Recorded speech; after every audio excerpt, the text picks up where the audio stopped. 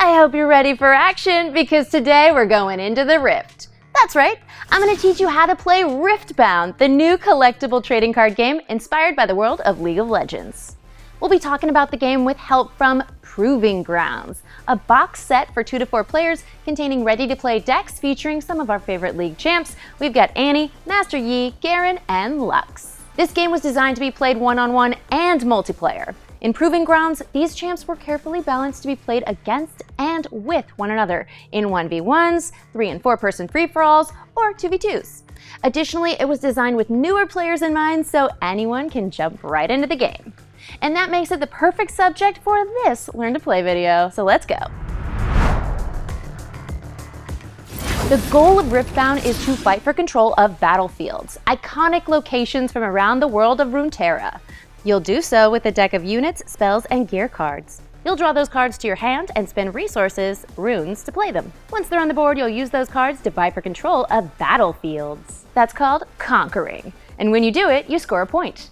You might conquer a battlefield by moving a unit to an unoccupied one, or you might send a unit to one that your opponent holds. Then you'll battle for control. If you manage to conquer a battlefield and you still control that battlefield at the start of your next turn, that's called holding. And guess what? That gets you a point too. When you get to 8 points, you win. Like all great games, there's more detail and nuance when it comes to scoring and winning, but we can worry about that later. For now, let's just remember that the goal is to conquer and hold battlefields in order to score enough points to win.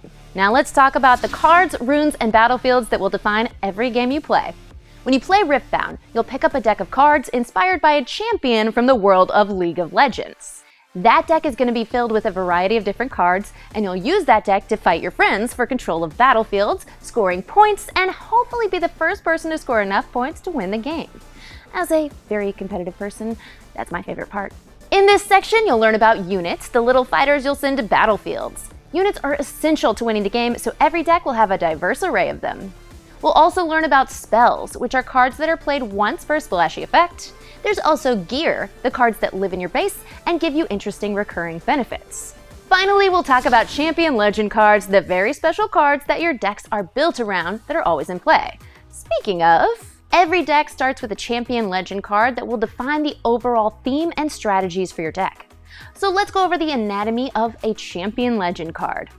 First, let's look at Master Yi's champion legend card, the Wuju Bladesman. You can tell it's a legend because it says it right there. In the top left, you can see Master Yi's domains, Calm and Body, represented by green and orange. These represent the colors of cards that you'll find in his deck. And in the lower third, you'll find his ability. This is a defining part of the champion legend. Let's go into greater detail using Garen's champion legend card. Champion legends in Proving Grounds have 2 domains associated with them, and each has a different color. Garen's champion legend card is the Might of Demacia. In the top left, you can see his 2 domains, orange and yellow.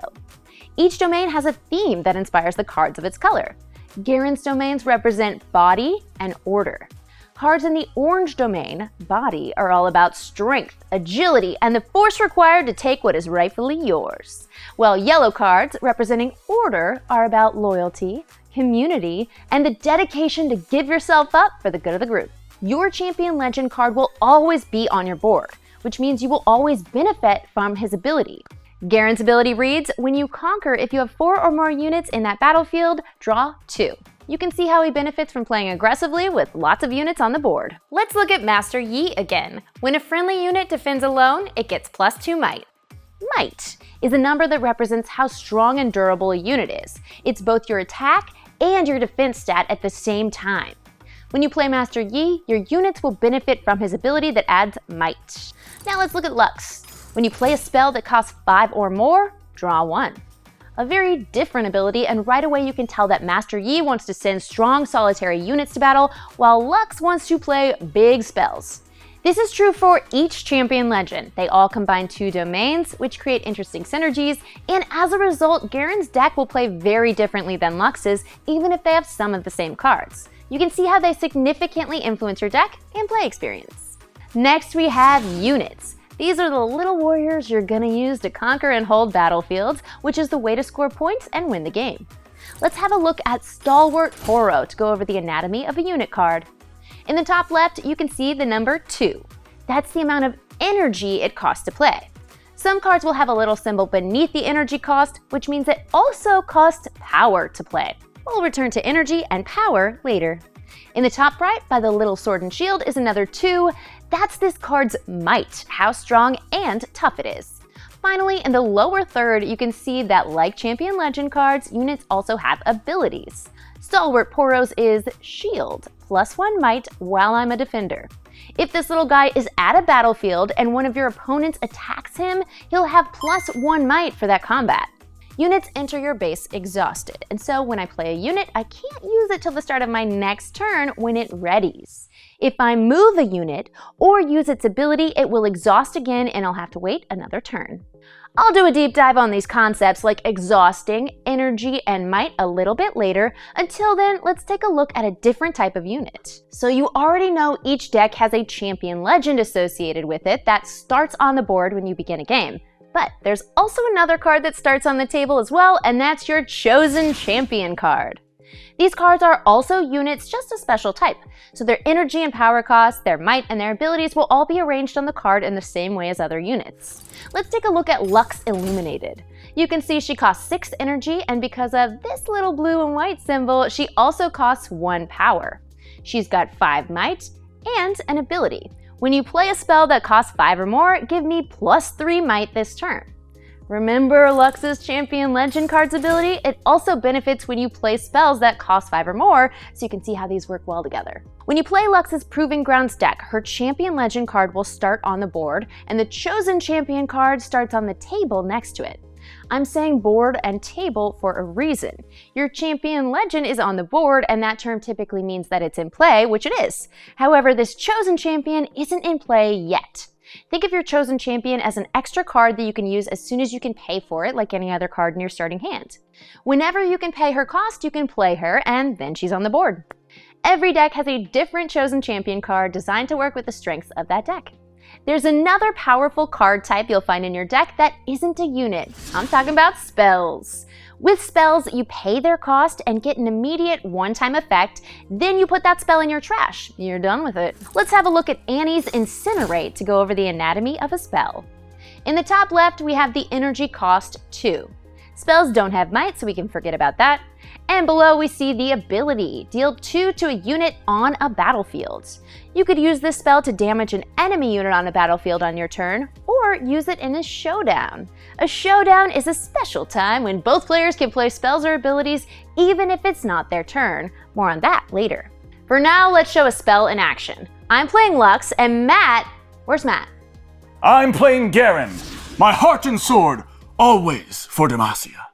Okay, so let's say Matt played a Vanguard Attendant on his turn, which is 5 might, and that's too much for my units to do anything about. Victory awaits. Not so fast, because I have a spell called Blast of Power, which lets me kill a unit on a battlefield. Boom, I chose your Vanguard Attendant. Demacia. And that's spells. Finally, we have Gear. These are utility cards with useful recurring benefits. Even though they're not units, unlike spells, they don't go away once you've used them. They'll just sit in your base until you need them again. Take a look at Ravenborn Tome. In the top left is its energy cost, 3. Like spells, gear cards don't have might. And like spells, the most important thing to look at is the ability. Ravenborn Tomes is Exhaust. The next spell you play deals 1 bonus damage. Unlike units, gear cards don't enter your base exhausted, so I could use this immediately to deal some damage. Now, here's a fun fact about Riftbound. Did you know that when you play this game, you actually use 2 decks? You'll shuffle up your units, spells, and gear into your main deck. To pay for their energy and power costs, you're going to use cards from your rune deck. The first thing to know is at the start of your turn, you'll take the top 2 runes of your rune deck and put them onto the board. This is called channeling. Anytime you're asked to channel rune cards, take them from the top of your rune deck and place them on your board. You might remember me saying there's 2 costs, energy and power. Even though you pay both costs with runes, they work a little differently. Let's talk about energy first. Energy costs are represented as a number, often in a gray circle. This Vanguard Sergeant's energy cost is 4. On my board I have 6 runes, so I'll turn 4 of them sideways, exhausting them to play a Vanguard Sergeant. When a rune is exhausted, you can't use it for its energy until it becomes ready again. And you turn it sideways to symbolize that it's done for now. You can exhaust runes to pay energy costs even if its domain or color doesn't match that of the cards you're paying for. Vanguard Sergeant is yellow, but I can exhaust 4 blue runes to pay for him. That's exhausting. Now, let's talk about recycling. Let's have a look at this Vanguard Attendant. Right below the energy cost of 6, there's a little symbol. That's this guy's power cost. If there's 1 symbol, that costs 1 power. 2 symbols means 2 power, and so on. To pay a power cost, I have to take a rune of the same color, in this case yellow, and recycle it by placing it on the bottom of my rune deck. Now I only have 5 rune cards, but Vanguard Attendant is so powerful, it's worth the hit to my pool of rune cards to play him. If you see this symbol, you can recycle a rune of any color to pay its cost. And something very important to remember, you can recycle a rune that's exhausted. That means when I exhausted 6 runes to pay Vanguard Attendant's energy cost, I could recycle one of these very same runes to pay his power cost. Pretty neat, right? Guess what? There's another type of card you need that you won't find in either your main deck or your rune deck. In fact, we've already seen it, and that's your battlefield. You'll send your units to fight for control of these exotic locales in order to win the game. If you're playing 1v1, each player places a battlefield on the board. Each battlefield is unique and adds some dynamic variables to your game, meaning no matchup will be the same. Take a look at the battlefield that comes with Annie's deck, Void Gate. It reads, spells and abilities affecting units here each deal 1 bonus damage. That means if you have a card like Annie's Incinerate, which deals 2 damage to a unit on a battlefield, you can use it to kill a unit with 3 might, like a Crackshot Corsair. You never know what battlefield your opponent will bring, ensuring enough variability that you'll always be on your toes. All of these cards have card text that will do their best to explain to you what the card does. But we sometimes use a little shorthand to tell you a lot of info in a little space, and these are called keywords. Let's take a look at the chosen champion, Master Yi Homed. He's got the keyword, ganking. Most units can only move from your base to a battlefield, but then back to your base. But this guy, he can move from one battlefield to another because of that ganking keyword. On this card, you can see there's a little explanation of what ganking means, but sometimes you might see a card that has a keyword like ganking with no explanation. If you don't know what the keyword's meaning or effect is, that's okay, because you can always peep the rulebook or a reference card to double check. Now that you know about champion legends, chosen champions, spells, gear, and runes, let's set up a game. When we play Riftbound, the space our cards go in is called the board. To help organize your board, you'll play your cards onto these playmats. Your champion legend goes right here in the top right. Beside it is your chosen champion card, and in the middle of your board is your base, where you place units and gear. Below that is your rune deck, and a space for your runes. To the right of that is your trash, and then a space for your main deck. In between this board and your opponent's board is where your battlefields go. Let's dive deeper. I am playing Lux, so I'll place her champion legend, Lady of Luminosity, right here. I'll put Lux Illuminated, her chosen champion, to the right of that. Your deck might have multiple different champions that could be your chosen champion, and at the start of your game, you can choose which one to play here. Next is the base, where you can play your units and gear. Strategy tip, you don't have to be as ruthless as I am and immediately send your units into battle as soon as they're ready. You might want to build up an army in your base over a few turns before you go in to do some conquering. Below my champion legend card, I'll place my main deck, and below it is my trash. Your trash is where cards go when you're done with them. When units are killed, they go here, or after you've cast a spell, it goes here too. And over here, I'll place my rune deck. And this space in between my rune deck and my trash is where my channeled runes will be. Across from me, Matt's Garen board is ready to go. In 1v1, each player places a battlefield down in the space between our bases.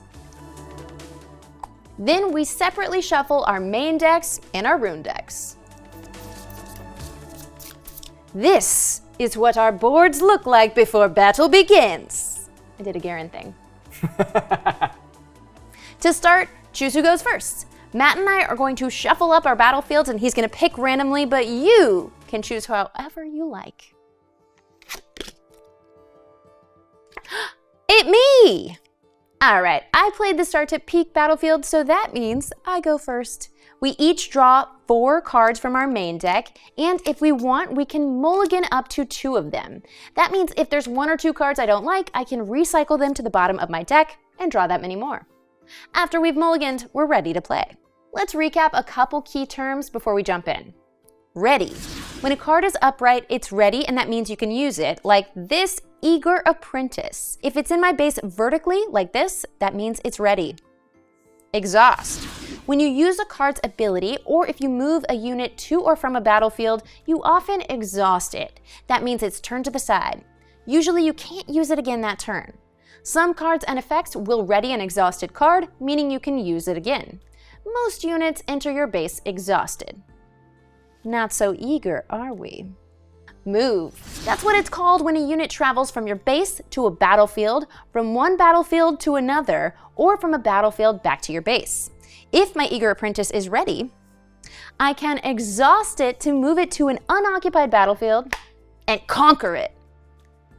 Boop. Recycle. That's when you take a card and put it at the bottom of that card's deck. We've already done it with runes, but we can do it with main deck cards too. Like we did when mulliganing. Card. I bet you're like, wait, Becca, I know what a card is. Well, in this context, card refers to a card from your main deck. For example, this rune, for our purposes, not a card. This battlefield, not a card. This Eager Apprentice, totally a card. Tokens. I haven't mentioned these yet, but these are units that get created during play rather than coming from your deck. See this recruit? He's a token. You don't need a physical card to represent a token, and if you run out of these token units, you can use whatever you have that is handy to represent them. Beads, pennies, bottle caps, what have you. Running out of the recruit tokens that come with the game does not mean you've hit your limit. That's it! We're ready to play! You ready, Matt? Yes! Always in character. Our board is set up and we've drawn our cards, so what happens next? At the start of your turn, you'll follow a series of steps. Awaken, beginning, channel, draw. A, B, C, D. Awakening means readying cards that started your turn exhausted. Beginning means activating any effects that happen at the start of your turn, like scoring points for holding battlefields. Channeling means taking and playing rune cards from your rune deck, and drawing means taking a card from your main deck. After you've done those steps, you're free to use your cards in whatever order you want, playing units, spells, and gear, moving units to battlefields, taking part in combat and showdowns, and more. Let me show you some examples. First, A, Awaken. Because it's my first turn, I don't have any cards to awaken, readying them for this turn, but let me show you an example of awakening anyway. Let's say this was the middle of a game and this daring Poro was here in my base. At the start of my turn, I would awaken it and return it to vertical. That means it's ready to be used. For now, I'll put it back in my hand. Next up is B, Beginning. Check if any cards have any effects that happen at the start of your turn. Take a look at Jinx's Champion Legend card, Loose Cannon. Her card text reads, at the start of your beginning phase, draw 1 if you have 1 or fewer cards in your hand. Jinx isn't actually in Proving Grounds, but we're sneaking her into this video to give you the best explanation of the mechanic. During this phase, you also check to see if you are holding any battlefields. Using my friend, the Daring Poro, as an example, let's say I begin my turn and he was here on this star-tipped peak. That means I'm holding this battlefield and I would score a point. But I'm not, so this little guy is going back in my hand for now. As we all know, after B comes C, which stands for Channel. In the channel phase of your turn, take 2 runes from your rune deck and place them on their section of your board. Finally, D stands for Draw. I draw a card from my main deck. Ooh, a Stupefy. This spell will come in handy later. Now that I'm done with the start of turn steps, I'm ready for the action phase. That's when I can play cards and use card abilities in any order I choose. Now, I've got these 2 runes and this Ravenbloom Student in my hand. This card costs 2 energy, so I'm going to exhaust both of these runes and place her in my base. Unless they say otherwise, all units enter your base exhausted. That means I won't be able to use Ravenbloom Student until my next turn. Looks like I'm out of runes and can't take any more actions, so that's the end of my turn. The only thing left to do is check for end of turn effects. There aren't any on the board, so I'll show you one. Take a look at Annie's Champion Legend card, the Dark Child. Her ability reads, at the end of your turn, ready 2 runes. If I were playing Annie, I would ready my 2 exhausted runes at the end of this turn. All right, that's my turn. You're up, Maddie. Prepare to face Demacian justice. Okay, it's my first turn. I have nothing to awaken. I have no cards with start of turn effects. I'm not holding any battlefields, so I can jump straight past the A and B steps and go right to C. Channel. Because I'm going second, on my first turn I get to channel 3 runes. This only happens during my first turn. Next turn and every turn after, I'll only channel 2 runes. After channeling, I'll draw a card. Perfect! A first mate. This card costs 3 energy, and I have 3 runes. I'll exhaust those and play this first mate exhausted to my base. With nothing else I want to do, that's my turn. All right, A, time to awaken. My Ravenbloom student is no longer exhausted. B, beginning. I have no beginning of turn effects, and I'm not holding any battlefield, so I'm good there. C, channel. I'll channel 2 more runes. D, draw. I'll draw another card from my main deck. Time for my action phase. With 3 of my 4 runes, I'm going to play this Lecturing Yordle, exhausted, to my base. I draw a card. Since my Ravenbloom student is ready, I'm going to move her to this battlefield. Star-tipped Peak. Moving exhausts a unit, so I turn her sideways. Now I've just moved my Ravenbloom student to this battlefield, and Matt has no units there to stop me, so I've successfully conquered this battlefield. That means I get a point. Nice. Finally, I've got no end of turn effects, so I end my turn. First, I'll awaken my first mate and my runes. I have nothing for the beginning step, so I'll channel 2 runes this turn and draw a card. Now I know, if I end my turn and Becca's Ravenbloom student is still on that battlefield, she's going to score a point. That's holding. Right, and I don't want that to happen. But because my first mate is ready, I'm going to move it to start to peak, where Becca's Ravenbloom student is. How dare you? I will fight for as long as I stand. Okay. Matt's move is looking pretty strong. His first mate has 3 might, while my Ravenbloom student only has 2 might. In combat, that means his mate will kill my student while only taking 2 damage from my student. All damage is healed at the end of combat, so if I do nothing, he's going to easily win. That's what's gonna happen, right? Not so fast! Remember, last turn, I drew this Stupefy card. It says I can play it at any time, even during Matt's turn. I have 1 rune left over from my turn, so I'm going to exhaust it. And Stupefy lets me give any unit -1 might for a turn. Playing it also lets me draw 1, so I'll do that too. Now your first mate has 2 might. Take a look at my Ravenbloom student. Her ability says, when you play a spell, give me +1 might this turn. That means she has 3 might, which beats first mate's 2. The tables have turned. Your Ravenbloom student beats my first mate, and I lose this combat. That's right. Also, no point for you. I don't gain a point for defending this battlefield, but I have denied Matt a point when I kept him from conquering. Well, that is a bummer. But there's still a lot of game left. I'm going to exhaust my 5 runes to play Doondrake at my base, and then end my turn. My 2 units awaken, as do my runes. And now that I'm beginning a turn with my Ravenbloom student at a battlefield, that's a great example of holding. So I score another point. Also, Star-Tipped Peak has a hold effect. When you hold here, you may channel 1 rune exhausted. So I do that, as well as channeling 2 more runes for the turn and drawing a card. And you know what? I'm just gonna end my turn there. To demonstrate some other parts of the game, let's jump forward in time a little bit. Imagine a little time has passed, doodaloo, doodaloo, and a few more rounds have passed, and now our boards look like this. Let's have a look at a more complicated version of combat, including a showdown. Remember when we played Stupefy earlier? That was a showdown. A showdown begins whenever a player moves a unit to a battlefield they don't control.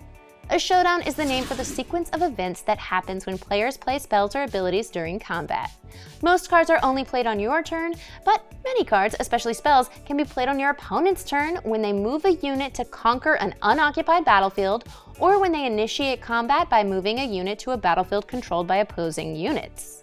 There's 2 types of showdowns: open showdowns and combat showdowns. Take a look at this Eager Apprentice. Let's say it's my turn and this unit is readied. When I move it to an open, unoccupied battlefield, there won't be a combat because there's no enemy units to fight. But that doesn't mean I'm free and clear. An open showdown happens when a player moves a unit to an unoccupied battlefield. Any player here can use spells or abilities on this unit, and then a showdown begins. Playing as Garen, I don't have any spells that could stop her from moving that unit. Let's look at Annie's Incinerate as an example. If I were playing Annie and cast 2 of these at her Eager Apprentice, I could stop her cold. That's an open showdown. Let's look at a combat showdown and show off the way actions and reactions work. Remember Matt's Doomdrake? It's now on the Trifarian War Camp battlefield alongside a Faithful Manufactor and a token card that Matt got by playing Manufactor because of its ability. Doomdrake has 5 might, Faithful Manufactor has 2, and the token has 1. That's a total of 8 might, meaning I have to arrive with a unit or multiple units with more than 8 might to beat it, or I need to find a way to reduce how much might you have there if I want to conquer that battlefield. It gets worse. Trifarian War Camp's ability adds 1 might to each unit who is on or attacking this battlefield. Wow. I definitely won't be able to bring that much might to the battle, but that means I need to reduce that number or take some of your units out with spells. The only card in my base right now is Lux Illuminated. You might remember she began the game as my chosen champion right here on my board. Last turn, I exhausted 6 runes and recycled another to move her from her starting position, the chosen champion zone, all the way here to my base. Now that it's my turn again, I've readied her, and I think she's the perfect unit to conquer the Trifarian War Camp. First, I'm going to move Lux Illuminated to your Trifarian War Camp.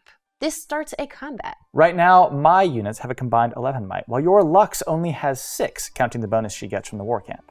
That's right, but now I'm gonna play Blast of Power and kill a unit on a battlefield, and I choose your Doomdrake. Sorry, little guy.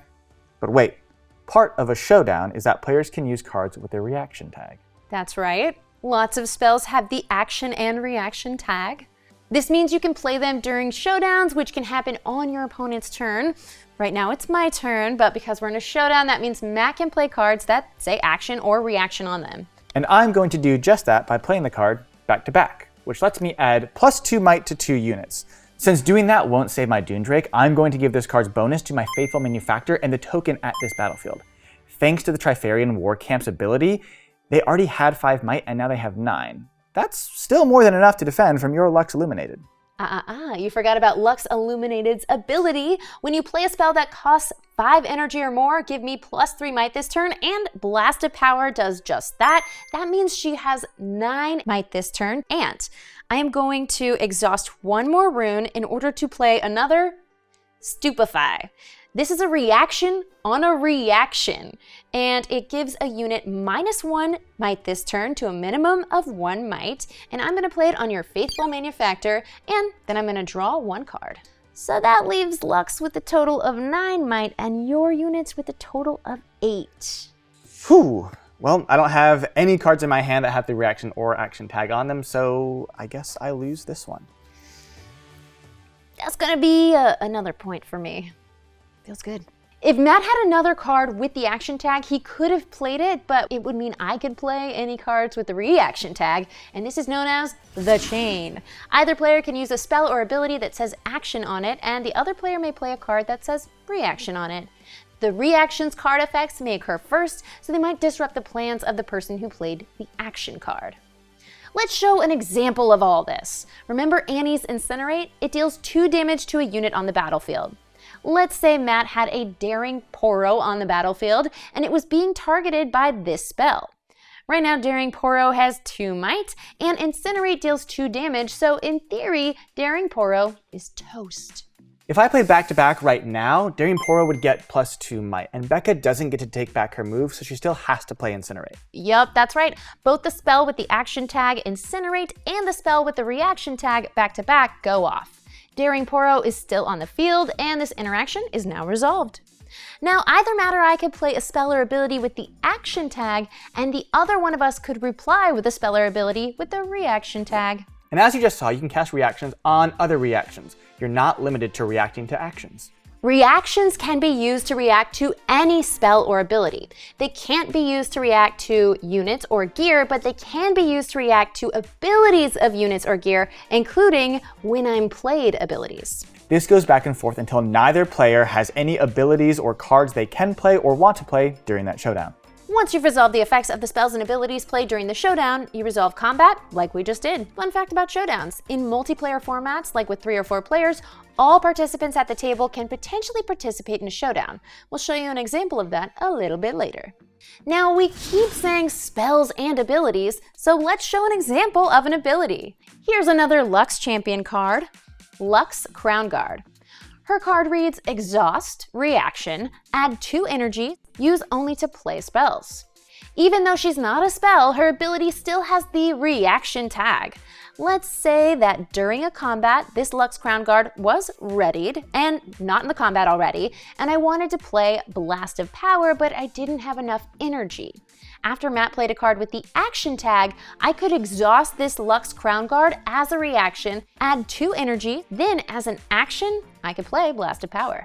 Lots of cards have abilities like that cause the card to exhaust, and as we've mentioned before, some have passive abilities, which means they're always on. Remember Master Yi's Champion Legend card? It reads, while a friendly unit defends alone, it gets +2 might.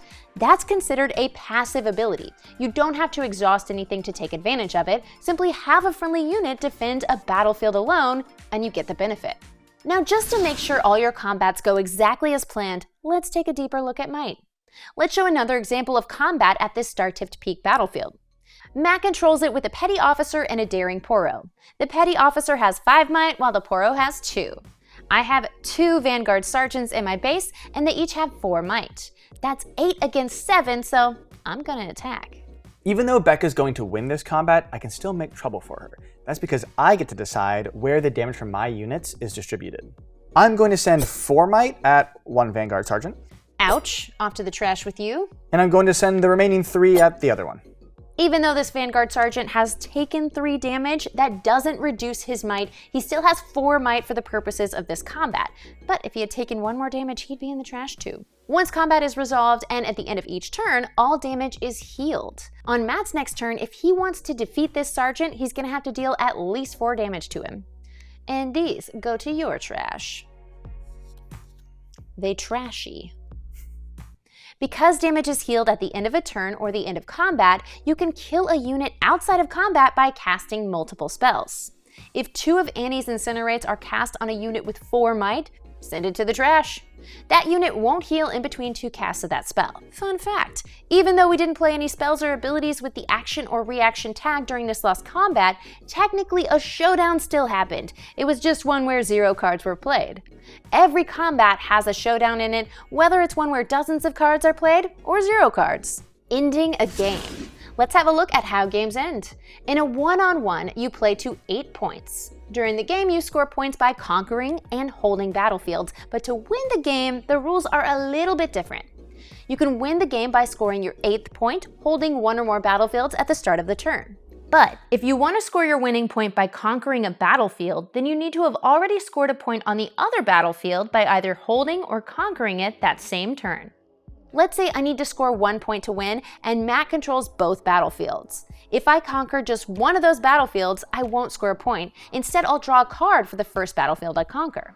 If I conquer the second one, then I score a point and win the game. Check out the board now. I'm 1 point away from victory, but Matt controls both battlefields. Luckily, he only has a token on each battlefield. I have 2 Daring Poros ready in my base, so first I'll conquer 1 battlefield, killing that token. Since I need 1 point to win, I don't score a point by just conquering this 1 battlefield. Instead, I draw a card. Now, with my second Daring Poro, I'll attack this second battlefield, and I win. Good game. Good game. I'd love a second chance to take you on, but I know we have some friends who want to jump in. Let's use this as an opportunity to talk about the different ways we can all play together. So far, we've mostly talked about 1v1, but Riftbound supports a lot more ways to play. We've got 3-person free-for-alls, 4-person free-for-alls, plus 2v2s for those of you that want to play with a buddy on your side. Let me break down the differences for you. 1v1. A 1v1 battle, like this one between Matt and I, is called a duel. Remember, when you duel, you can use 2 random battlefields, and the second player channels an additional rune on their first turn, and the first person to score 8 points wins. Another type of 1v1 game is a match. That's a best of 3 game where you play 3 games, and the first person to win 2 of those games is the winner. The only difference is instead of using random battlefields, each player chooses a battlefield for each game, and in subsequent rounds, you have to choose a different battlefield, no repeats. Now let's talk about multiplayer. Riftbound was designed with multiplayer in mind. In Proving Grounds, that means you don't always play with just one other person. This game is built for 2, 3, or even 4 players. Now let's see what a table looks like with more than 2 players. The first multiplayer mode we're going to talk about is called Skirmish. That's what we call a 3-person free-for-all. Across from me is Matt. I bring justice. And we're also joined by a 3rd player, Olivia. Oh, hello. I'm playing Annie, and all I can say is try to keep up. Were you there the whole time? Yep. Okay. You can see 3 boards set up between us, and there are 3 battlefields. To win a skirmish by conquering a battlefield, you must have already held or conquered the other 2 battlefields that same turn. Otherwise, the rules are the same except for one big one, showdowns. Let's talk showdowns and multiplayer. There's 2 types of showdowns, open showdowns and combat showdowns. An open showdown happens when a player moves a unit to an unoccupied battlefield.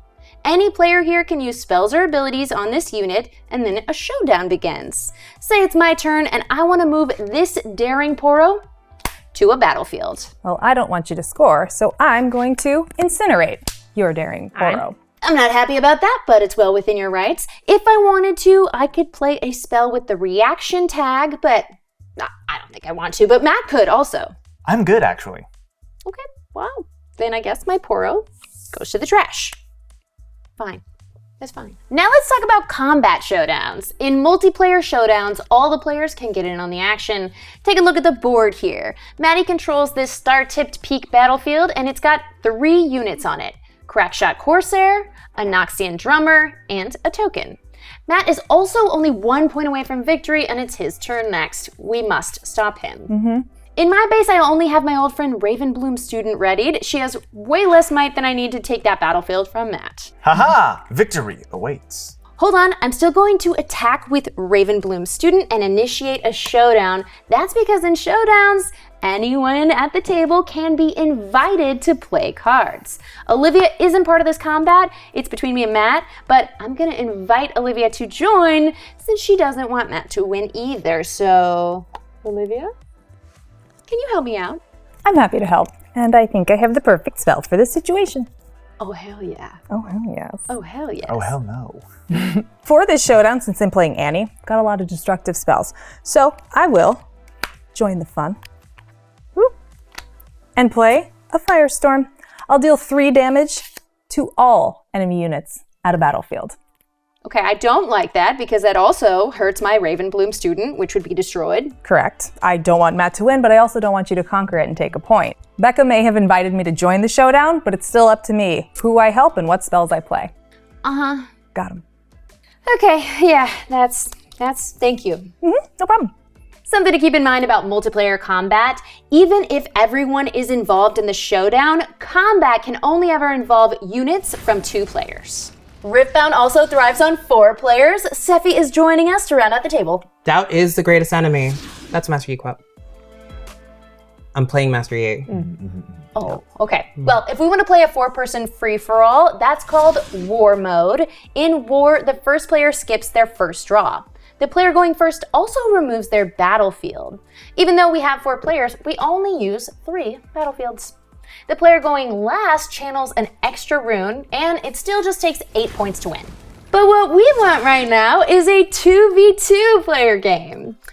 You may be used to seeing Matt as my opponent, but today we will be playing for the same team as allies. We are the Vanguard. He always talks like this. Anyway, together we need to score 11 points to win. Just like in War Mode, the first player does not draw on their first turn, and they discard their battlefield. The way it works is a player on the first team takes their turn. I'll go first. I will channel 2 runes, but because I'm going first in a 4-player game, I won't draw. With those 2 runes, I'll play this Daring Poro exhausted into my base, and then end my turn. Great, now a player on the other team will go. I will go second. I'll channel 2 runes. I'll draw. Which is great because I picked up this traveling merchant. I will play him into my base and pass the turn. Great.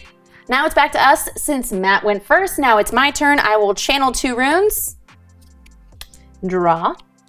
And I will also play a Daring Poro Exhausted to my base, and now it's Effie's turn. Since I'm going last, I will channel 3 runes like in all other formats.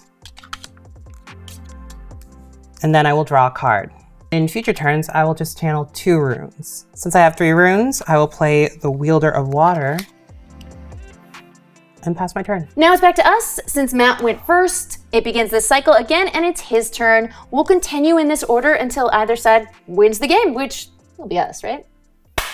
Yeah. Our courage must never waver. He's always like this. Becca, even you aren't good enough to overcome Matt as a teammate. I know. You should. Anyway, before we jump in, there are a few more specifics that only apply to 2v2 games.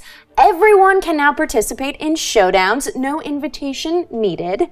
You and your ally cannot have units at the same battlefield. The 2-player per battlefield rule still applies. And the word friendly on cards applies to you and your allies. Take a look at Wuju Bladesman. His card says, while a friendly unit defends alone, it gains +2 might. If I were using Master Yi's deck and I played this card, Olivia's units would also benefit from this ability. Speaking of allies, your ally can also play spells on your turn without having to wait for a showdown to start.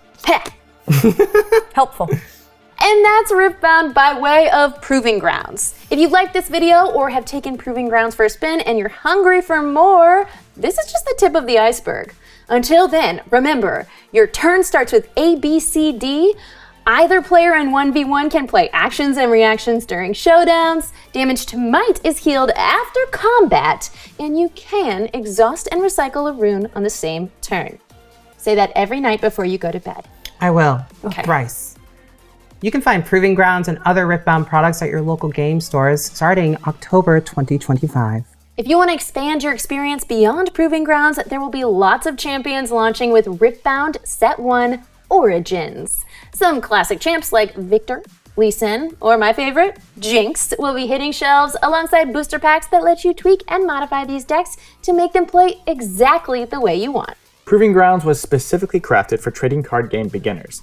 Combining these pre-made decks with boosters will allow you to play even more competitive games than those you saw here today. When you've got your decks and you're ready to play, check out your local game store for new friends, new opponents, and plenty of weekly Riftbound events. All right, I think they know everything they need to know. Until then, see you on the Rift. Bye-bye. Toodles. Y'all want to play again? Yeah. Oh yeah. Okay, let's for reset. sure. Okay. My Demacian warriors. What are they going to do? Yeah, what are they gonna Fight do? with heart and courage. Beautiful. Who is this guy? I got I order in don't mind, know, but he can baby. leave anytime.